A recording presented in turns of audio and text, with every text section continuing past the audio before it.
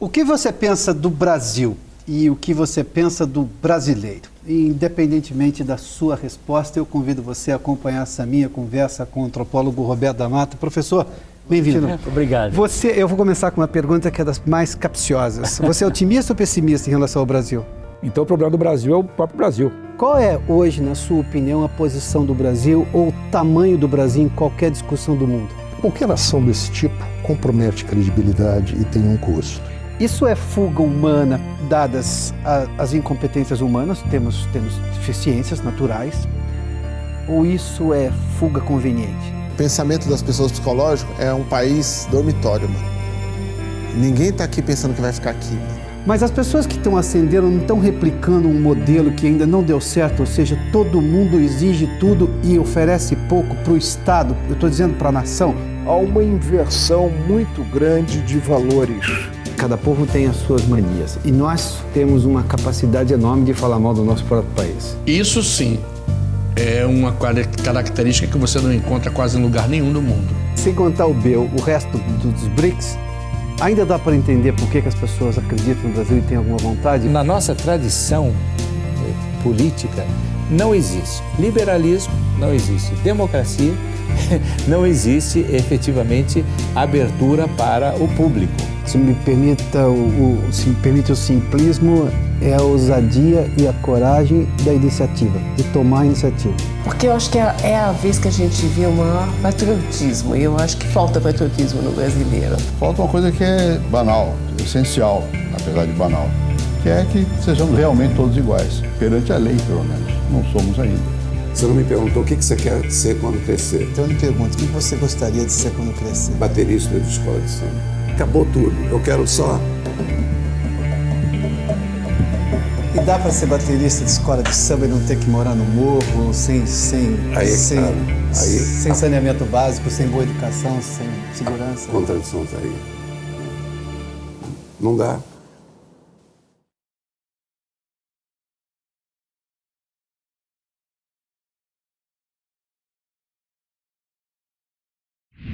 Deixa eu voltar a alguns assuntos que as pessoas não raram quando vão discutir o país e reclamar dele, sobretudo nessa questão de produtividade, colocam como evidências claras de por que não vai dar certo nunca.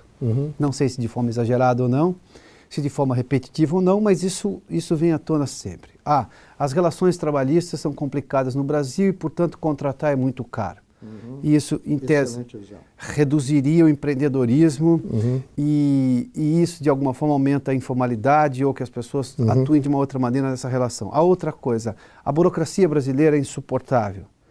E aí a terceira coisa, dentro dessa tríplice coroa de espinhos aí, a burocracia que é problemática e a relação trabalhista é ruim, aí também é adicionada do quê? De carga tributária elevada e injusta. Elevada poderia ser, mas não necessariamente, no caso brasileiro, chama-se de injusta. O que disso dá para resolver rapidamente para sair desses três nós, ou do nó maior? Eu acho que rapidamente, muito pouco, mas eu tenho visto várias sugestões concretas em cada uma dessas três que apontam na direção correta.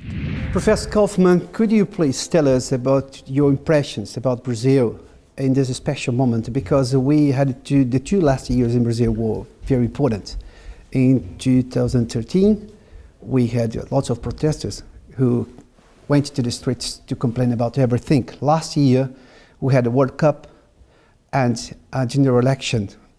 Do you think Brazil is running well? Brazil is going through a very bad moment right now. What's the level of democracy do you think Brazil is living now? Because if on one hand we have a democracy, people can complain about everything, they can go to the streets to do this. On the other hand, we don't have enough public service in health, education. In what level of democracy Brazil is? I think that we have to be careful about what our expectations about any democracy is. Yeah. The United States is We're not exceptions about democracy. The United States, my country, Our is not ambition is functioning natural. at all well. Oh, good. Europe is terrible, in a terrible shape. Can I say our problems, our solutions? We have to find our solutions. I think that's right. Inside- I think there are lessons that you can pull from other places. Not like there's those other comparisons are irrelevant. But Brazil, like any other country, has unique features, and that means that the solutions there's no recipe that they can just use to solve their problems. I think that Korea, there were things that you can learn from Korea. First of all, they did invest a lot in the education system. So from the very beginning, they had very great advantages in terms of skilled labor, human capital, that sort of thing. That's something that Brazil could do. O culto à miséria por parte das classes artísticas e intelectuais, uma divisão histórica entre pobres e ricos e classes dominantes pouco identificadas com seus países. Tudo isso faz do Brasil e do continente latino-americano uma região singular, em que nem a direita nem a esquerda funcionaram. Isso porque em ambos os casos as elites se igualaram no que tem de pior nos dois regimes. Concessão de privilégios e benefícios a amigos e partidários e também enriquecimento ilícito de seus líderes. Para falar sobre o assunto, a ativista política e sensação hoje no mundo sociopolítico da região, Glória Álvares. Hemos cerrado, pero no tanto por la derecha o por la izquierda, sino porque se han utilizado los pretextos ideológicos para luego llevar a cabo proyectos que hasta traicionan lo que la misma derecha o la misma izquierda en concepto y en teoría recetan. Você sabe que na Revolução Francesa, segundo os historiadores, a percepção maior, diferentemente do que as pessoas imaginam, que decidiram cortar a cabeça da realeza, não é porque o povo era oprimido, é porque o povo não tinha sequer condição de ir adiante sem ter que passar pela realeza. Daí, eliminaram a realeza e a França se tornou o que é. De forma evidentemente metafórica aqui, no sentido figurado, precisa cortar a cabeça desses órgãos ou governos que tentam domar a sociedade e deixá-la num canto sem que ela possa avançar sozinha. Tudo passa por Brasília nesse país, não passa? Ou por alguma associação, por algum... Desafortunadamente, essa dependência continua grande e eu vejo duas coisas aí. Quanto mais transparência tivermos sobre as coisas, sobre as diversas dimensões da gestão pública, quanto mais debate tivermos sobre quem beneficia e quem perde, de acordo com qualquer coisa no que diz respeito às políticas públicas, maior será a probabilidade de que a própria população empurre sua classe política a fazer a mudança. Eu me lembro que alguém me perguntou, até por causa do filme que eu tinha dirigido sobre o orgulho de ser brasileiro, o que eu achava daquilo. Eu disse assim, precisa saber se ele vai parar de jogar lixo no chão amanhã. Se ele vai parar de jogar... E a rua tem um certo charme, né? Parece que estamos todos no movimento das diretas já, que era uma coisa muito maior do que o que houve em junho de 2013. Essa coisa de, quando estou em grupo, somos todos cidadãos, e quando eu estou no individual, não funciona, né? Isso. E o Brasil é um país de... É interessante você observar quando é que o brasileiro veste a camisa de brasileiro. São só em momentos de catarse. Ou na Copa do Mundo... ou na morte do Ayrton Senna, do Tancredo Neves, em manifestações dos caras pintadas, não sei o que lá e tal. Mas no dia a dia as pessoas não vestem a camisa do Brasil. No dia a dia elas são extremamente egoístas, elas não participam da atividade política, não estão nem aí. E tem um discurso pessimista. Tem um discurso muito pessimista. Então, isso é muito curioso. Mas eu não consigo arregimentar brasileiros para discutir o problema da infecção, que é a escola básica. Eu não consigo juntar nem especialistas com a mesma voracidade de opinião e nem pessoas do dia a dia. Nem o beneficiado da cota, o menino universitário, o pai, a mãe dele, estão preocupados em discutir a escola do filho mais novo. Por que se procura sempre... É mais fácil discutir isso porque está em voga, né? Mas o sujeito não quer discutir o mais difícil. O mais difícil é a infecção. Eu sei que é mais difícil. Mas é lá que começa o problema. A dor vem de lá. Por que eu não consigo ir na coisa mais complicada, no mais difícil? Eu acho que quando você fala do analgésico e da infecção, você tá fazendo um diagnóstico. Então há uma dificuldade, a primeira dificuldade é que o ouvinte concorde com o seu diagnóstico. Ele pode achar que não é aí, que o que você está chamando de analgésico é o próprio diagnóstico, entendeu? Você pode trabalhar num outro plano. Em vez de remeter à escola primária, você teria que remeter a um plano do político mesmo, da compensação mais direta, etc. Então, eu acho que primeiro tem uma reação em relação a isso, né? Não obstante, e você também leva a uma outra coisa que os seres humanos, em geral, recusam, né? Que é discutir aquilo que não está na consciência. Que, na verdade, os historiadores sempre reclamaram, os críticos da sociedade brasileira diziam assim, a classe média brasileira não se envolve com política, é muito sossegada, é muito distante, e não foi isso que vimos. Quer dizer, pelo menos foi essa classe que incorporou o protesto, enfim, né, ou a série de protestos. Dentro dessa lógica, não deu certo por quê? Porque a mobilização precisaria ser mais duradoura, ou porque há, eu vou usar uma expressão dos anos 70 aqui quase, uma estrutura de Estado que não permite que a mudança seja mais rápida? Eu acho que também uma coisa, você precisa canalizar, eu pessoalmente acho que precisa canalizar por partidos políticos, movimentos políticos mais, né? Então, no caso, por exemplo, você não teve essa, digamos, eu não vou entrar em detalhes de política brasileira agora, quem que se apoia, quem não apoia, mas você não tinha, digamos, se você tem uma estrutura do establishment brasileiro, que é o PT hoje em dia, que é um partido conservador, né? O PT é um partido conservador, claro. Muito. Óbvio, né? Então você não tinha, você teve assim quase que você chegou lá com a eleição do ano passado. Mas você não viu uma ligação direta entre o movimento de protesto do ano passado e os partidos não souberam aproveitar muito bem, digamos, de oposição àquele movimento, que é uma coisa muito difusa. O senhor acha que o Brasil ficou diferente, está em processo de transformação, ou é esse mais um fato corriqueiro apenas em que houve uma manifestação, mas ela não iria tão longe ou não vai tão longe? Olha, eu acho que não é nem que houve uma mudança estrutural, nem uma mudança conjuntural e nem que não foi nada. Foi um mero acontecimento. Não, eu acho que tem de colocar... As manifestações de junho, elas ocorreram de forma surpreendente. De um lado, acabou com aquela ideia um pouco primária de que estava todo mundo achando que nós estávamos às portas do paraíso. O Brasil ia tão bem, crescendo a 1%, 2% ao ano, 2,5%, 3%, mas ia maravilhosamente bem no discurso. E todo mundo estava satisfeito com os hospitais, com a educação, com o transporte, com a segurança. O Brasil era uma espécie de paraíso terreal.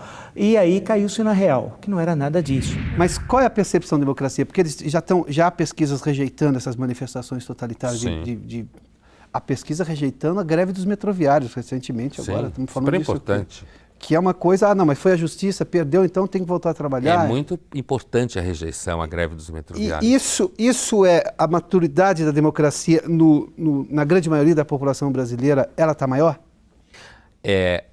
À medida que você tem vários anos e décadas onde a democracia vai se estabilizando e onde as pessoas vão melhorando um pouquinho a escolaridade, elas vão melhorando um pouquinho o salário, elas vão conseguindo trabalhar mais, ver mais algumas coisas, viajar aqui e acolá, ver mais televisão, ter mais debate na televisão de ideias, né? Assistir. O senhor falou de uma coisa sobre eficiência.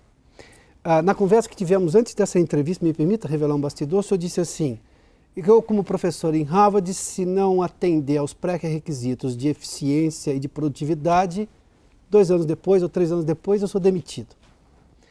Se eu falar em demissão hoje, no serviço público brasileiro, sem contar a questão da legalidade, porque tem-se estabilidade de emprego, eu vou ter uma movimentação de sindicatos de trabalhadores ou qualquer outro tipo de organização dizendo que não se pode porque aquilo atenta contra o direito dos trabalhadores.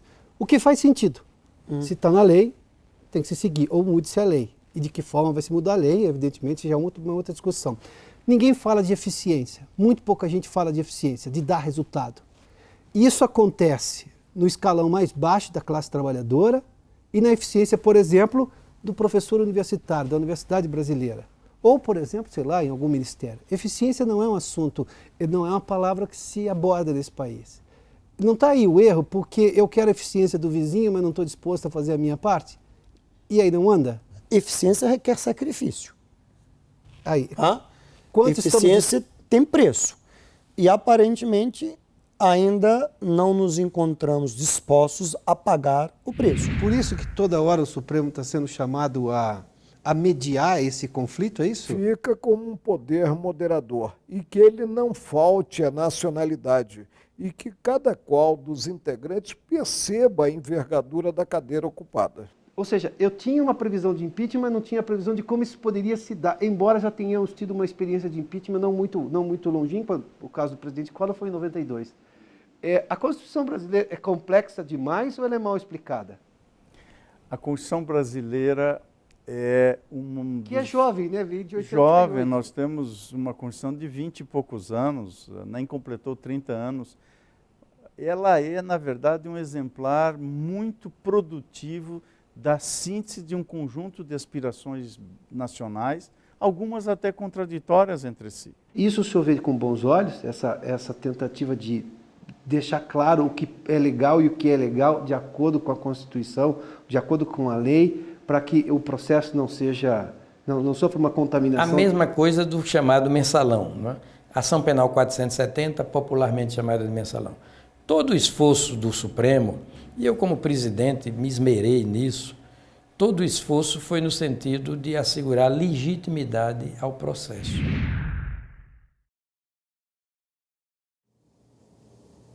Qual é a sua como brasileiro? Qual a minha como brasileiro? Olha, eu vou dizer uma coisa para você. Por mais que eu tenha falado para você que o meu sentimento, eu me sinto orgulhoso de ser brasileiro, mas o meu sentimento também, eu me sinto também parte também do mundo. Então eu projeto um Brasil melhor, um Brasil que está melhorando e que diminua, sem dúvida alguma, essa diferença social que é muito grande. É ser brasileiro. Quer dizer, digamos, ter todos os defeitos, essas tentações todas, né? A minha como brasileira, eu acho que é ajudar a regar as melhores espécies para que elas possam dar os melhores frutos. É receber os brasileiros sempre aqui de mão aberta. Isso é o que eu penso no momento. Como brasileira, eu quero cada vez ver que o Brasil fique cada vez melhor, porque me dá orgulho. Meu sonho, sei lá, é o cara procurar dentro de uma viela para encontrar uma biqueira e ele achar só livraria. O mal-estar é de todos nós. O bem-estar deve ser igualmente para todos nós. Eu acho que o Brasil vai ensinar ao mundo que é possível ser líder pela paz. É colaborar no limite da minha força, da minha possibilidade. É que nós, dando a nossa colaboração, por humilde que seja, ou uma colaboração mais importante daqueles que detêm mais importantes cargos na República. O Brasil já fez um progresso enorme, sendo hoje chamado Financial Powerhouse, né? Espero que continue nessa linha, espero que tudo dê certo. Eu sempre torço a favor do Brasil, nunca contra, sempre a favor. Eu continuo acreditando. Eu acho que, em termos de ser brasileiro, eu tenho talvez esse mesmo sentimento um pouco solto dos brasileiros que mergulham. Eu acho que é bom ser brasileiro. A minha é estimular leitor. Eu sou fabricante de leitor. Se eu falar pela literatura e alguém ler, para mim tá bom demais. Pátria amada, Brasil.